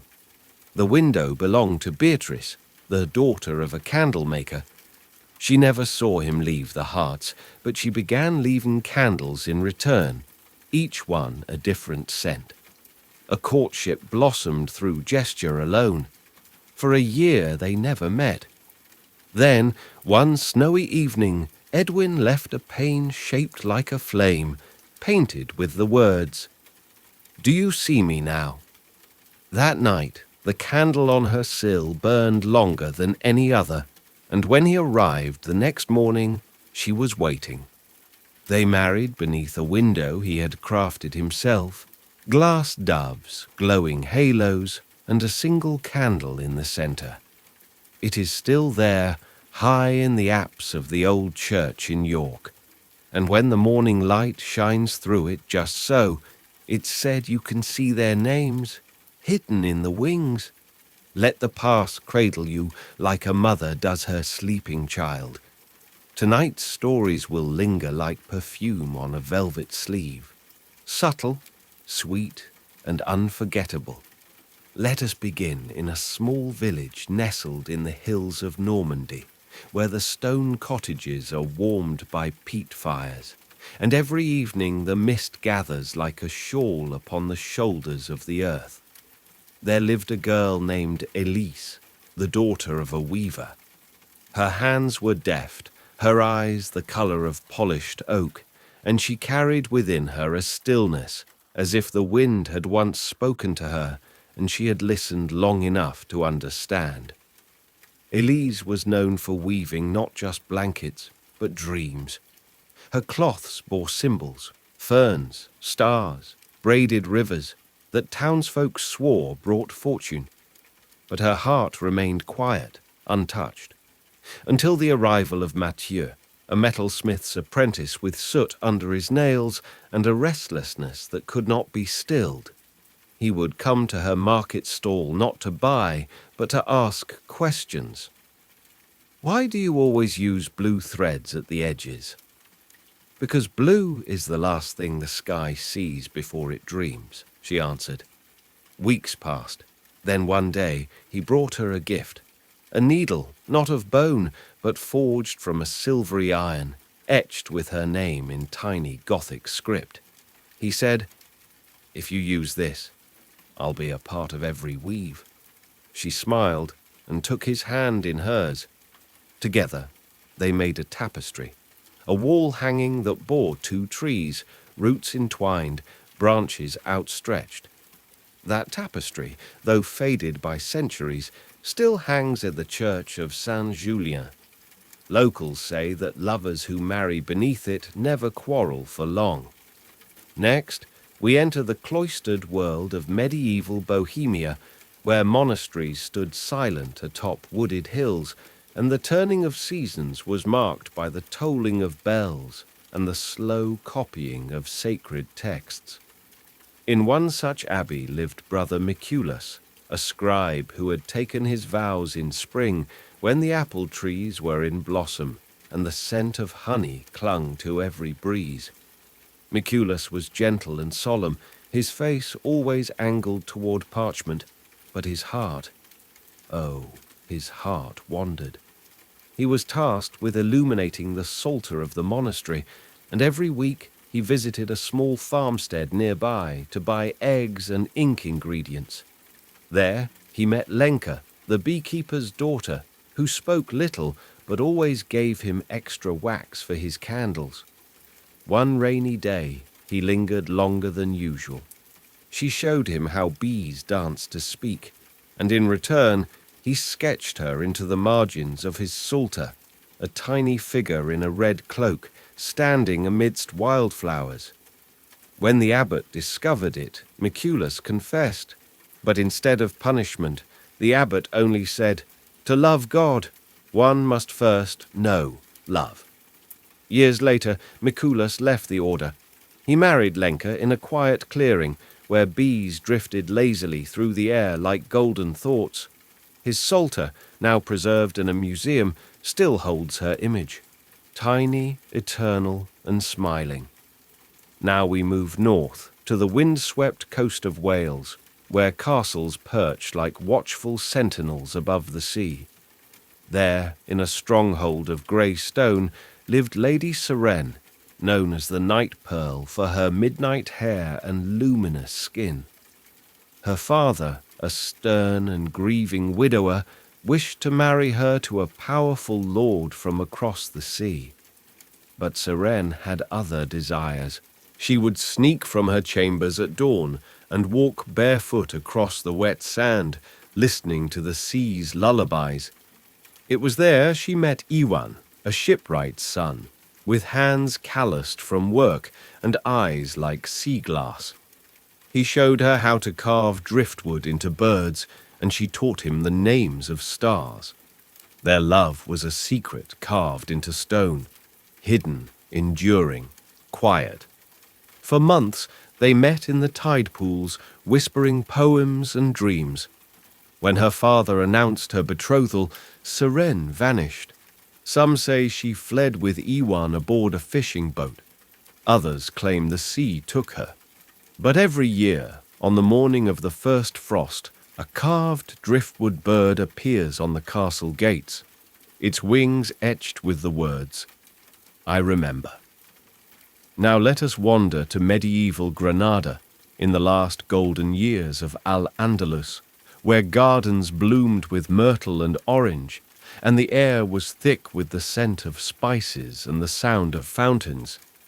Here lived Zara, a jeweler's apprentice, whose fingers knew the language of gems and wire, of delicate clasps and unseen hinges. Her father's shop sat at the corner of the silk market, and one day a young architect named Rafik came searching for a clasp to seal a miniature box, one meant to hold a secret. He returned every week with a new design, asking Zara to create the fastenings, a star-shaped lock, a clasp that opened only under moonlight, a puzzle hinge made of rose gold. At last, he brought her the final box, shaped like a pomegranate. When she opened it, inside was a ring and a poem etched so finely she had to squint to read, "You are the secret I built my dreams to hold." They married in the courtyard of the Alhambra, beneath lanterns shaped like stars. It is said that Zara designed their wedding bands to click into place like a lock, and their descendants still wear them. These stories, like pressed flowers in a forgotten book, wait only for someone to open the pages and breathe life into them again. You have done that tonight. You have listened, and in doing so, you have remembered. So close your eyes now. The thread of time is soft between your fingers, and love, sweet listener, is never far. Let the hush of night deepen around you, dear traveler. Time slows now, as dreams unfurl like scrolls across a candlelit desk. Let us lift the velvet curtain of the past once more, and wander into new corners of medieval longing. Tonight, our journey begins in the mist-veiled marshes of East Anglia, where reeds whispered secrets to the wind, and time moved like the slow tide.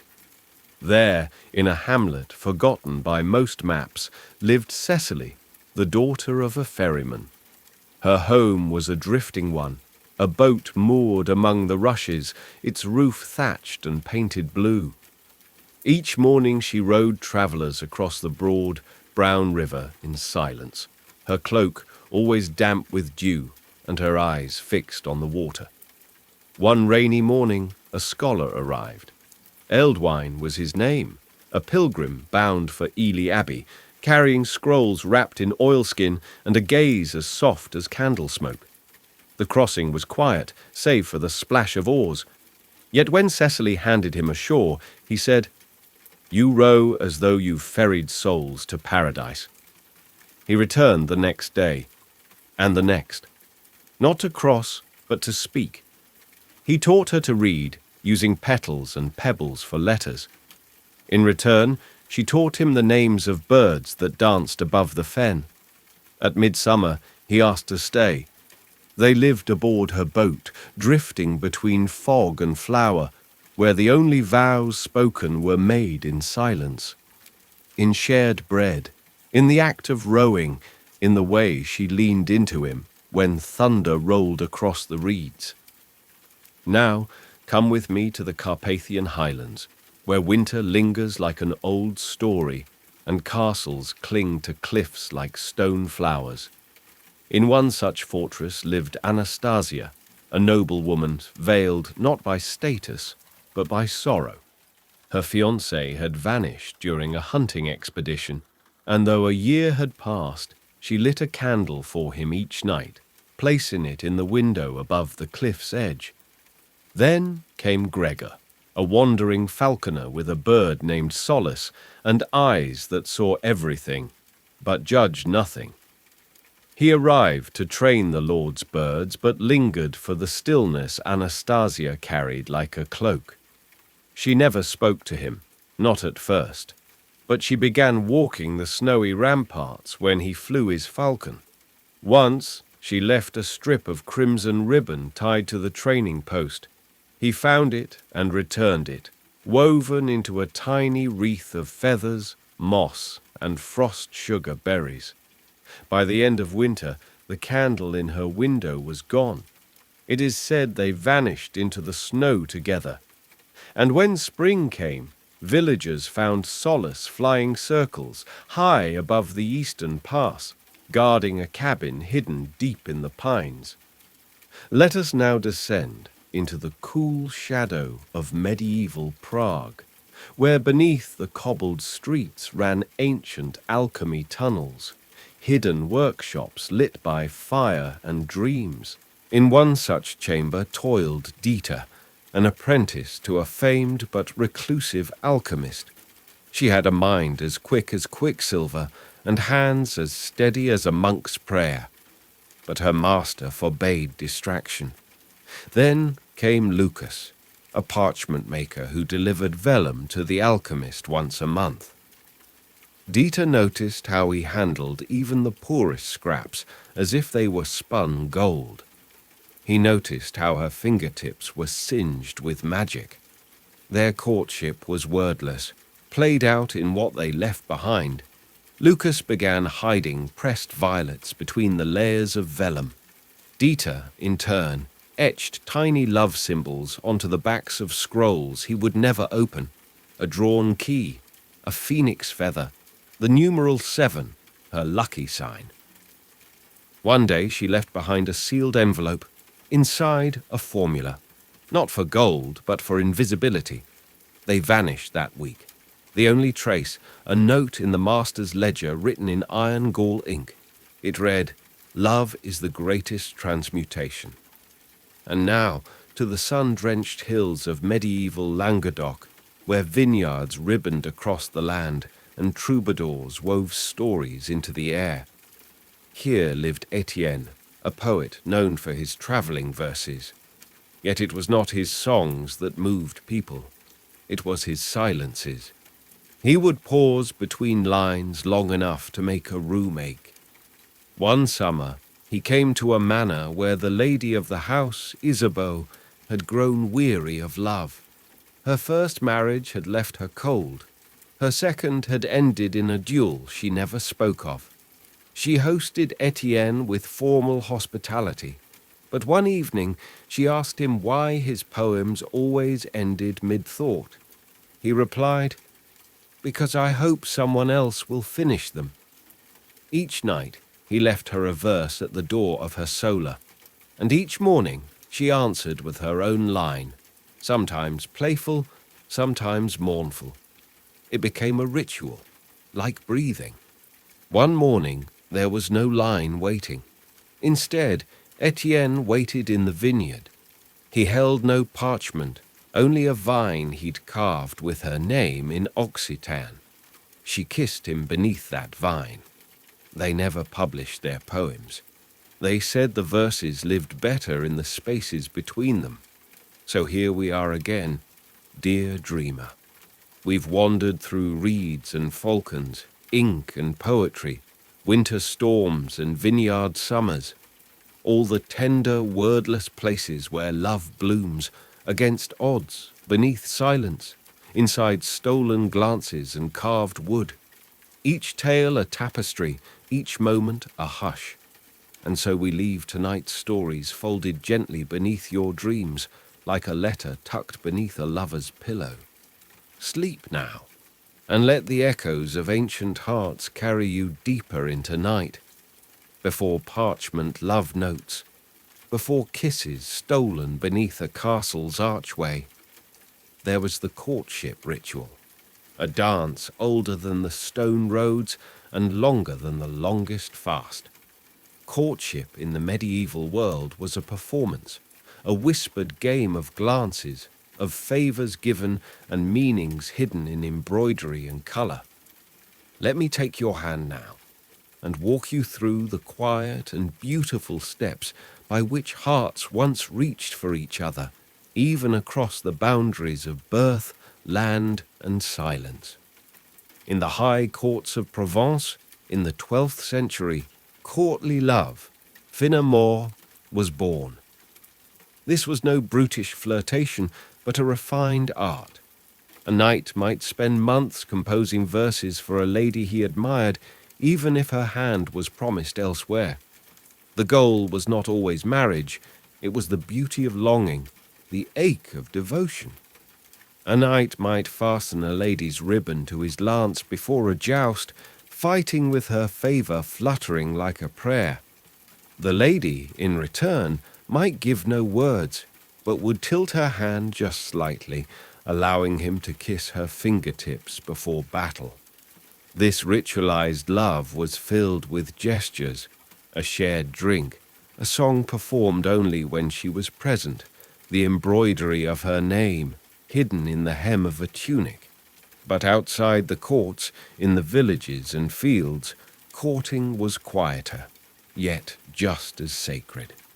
In the meadows of Burgundy, a boy might carve a spindle for a girl, not to impress, but to prove he could shape and smooth something with care. The girl would use it, and if she returned it still oiled and warm from her hands, it was a sign. He may visit her family.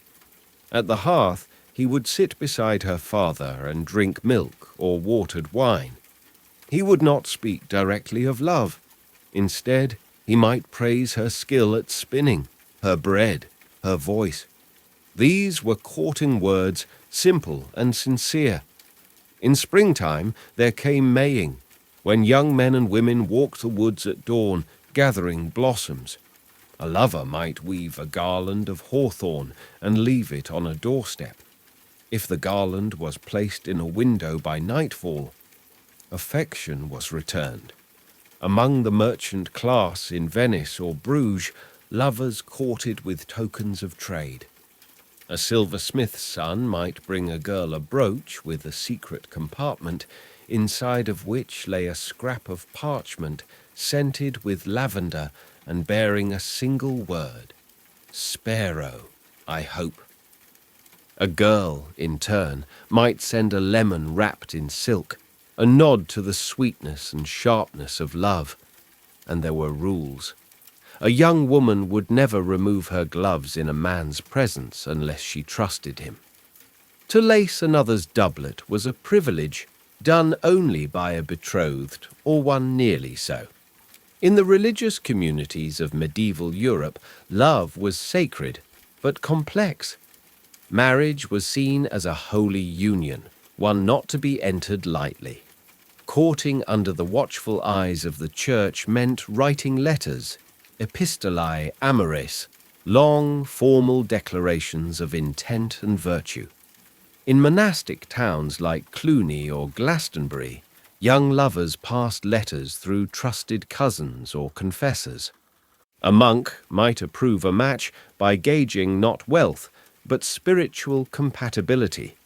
And yet, even under the veil of modesty, love bloomed. Quiet moments, two hands grazing while drawing water from the same well, or prayers said beside one another, carried entire lifetimes of emotion. In all these customs, one truth endured, that love, though bound by rules and rites, was always reaching, tender, trembling, and timeless. Let your breath fall in rhythm with time's slow unraveling. The night is deepening, and in that hush, so familiar to those who once loved beneath vaulted skies and candle-lit cloisters, we find ourselves once more in the presence of medieval hearts. Not all love was declared aloud. Sometimes it was embroidered into sleeves, folded into herbal sachets, hidden beneath the glaze of a simple clay cup. In the medieval world, where words could be dangerous and glances carefully guarded, love became a language of objects, silences, and gesture. Tonight, we trace these delicate threads. Our tale begins in Yorkshire, in the year 1292. In a modest manor nestled between barley fields and tangled hedgerows lived Alice of Farthingdale, a brewer's daughter whose laugh was rare, but dazzling when it came. Her cheeks bore the flush of wind and firelight, and her hands always smelled of juniper and sweet wort. Across the hedgerow, in the stone-walled home of the Reeve, lived Benedict, a thatcher's apprentice. He had once mended Alice's family roof, and though they had exchanged no more than pleasantries, she had seen the care with which he placed each bundle of straw, neat, firm, protective. In spring, Benedict left something behind, a tiny bird of rushes, woven and tied with a blue thread. Alice found it in the morning dew, nestled near the threshold like a blessing. She didn't speak of it. But a week later, when Benedict passed by with his tools, he saw a small clay pot of ale resting on the stone fence.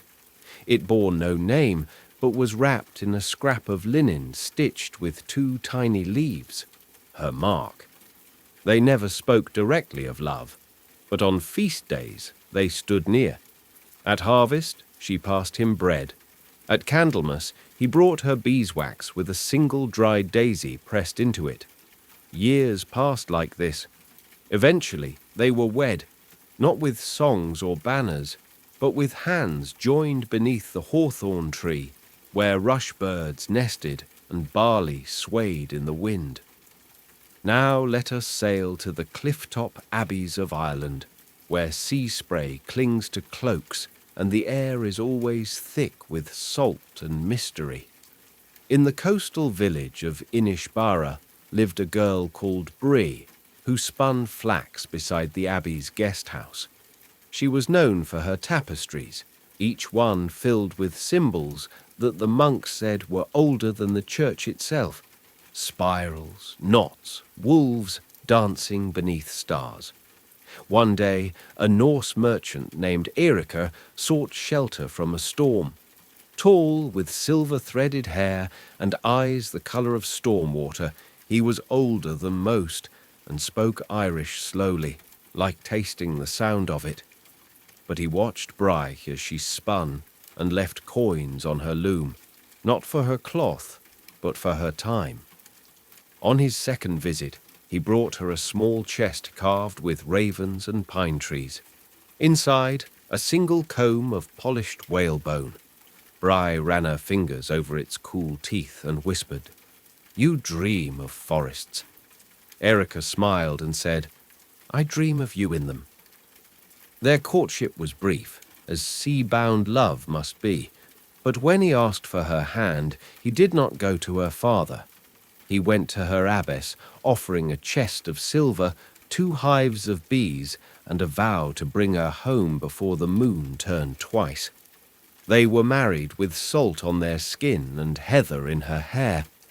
In the colder courts of Lombardy, courting was a ritual of secrecy, chessboards and riddles. Here lived Isabetta, a noblewoman famed not for her looks, but her mind. She spoke 5 tongues and was known to trap theologians in debates by the fire.